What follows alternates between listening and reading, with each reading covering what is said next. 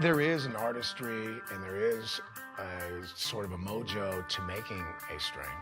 It's not something that anybody can do. When we set out the goal to make a bright, vibrant, low-tension string, we hit it, and that feels really good. We looked at string formulas to see what worked and then see what could work better.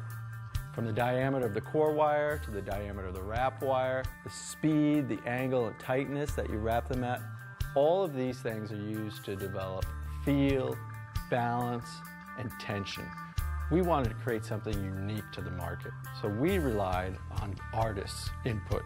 I want something that's not going to break, first and foremost, and I wanted something that stays in tune. But then there's the tone, and then there's the feel, you know? Because that's the magic of the whole thing, that you have to have the string set that feels kind of played in, but then it stays that way.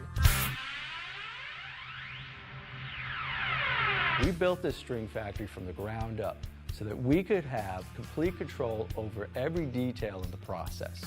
We built a climate-controlled facility, both temperature-controlled and humidity-controlled, to store material and build our strings in. We took the most cutting-edge string machines and then hot-rodded them.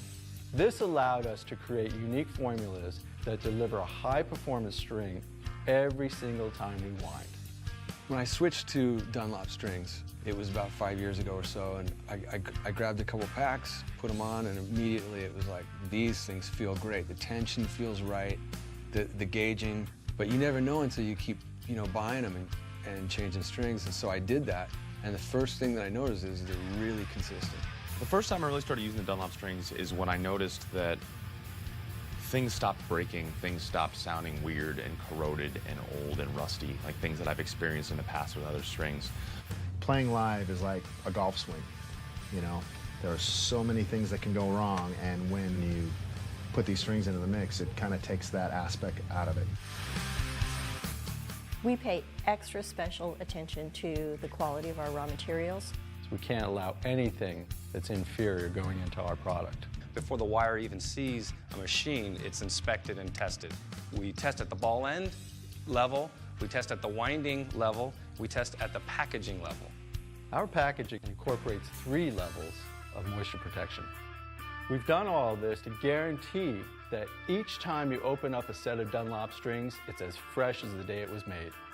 The strings are fantastic, they're real durable, they sound good, they last forever. It's a really solid manufactured string, and it holds its tune. And I know that it's a conscious decision to wrap them, hermetically seal them up so that the consumer gets them fresh right from the manufacturer. It's very important, actually. When Jimmy asked me about, Father Dunlop over there about, like, Zach, I'm going to start doing the string company and everything like that. I said, well, Jim, he said, got to make sure they're slamming. I said, I can't just play them. So he sent me a couple different sets of strings. I said, Jim, these are the ones, these are kick-ass. So I used all of them. I used the acoustics, the classical strings, and the electric strings. I use them all. They all sound killer. And they take a beating, and I don't go around breaking strings. The Dunlop way is to give musicians both what they want and what they need, so that we can help them create the music that they live to make. We can't control where the music goes. We can't control where the music's going to take us all.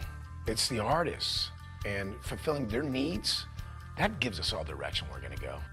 It's not going to be my products that are going to hold them back, and we're going to supply them with whatever they need so they can reach their potential.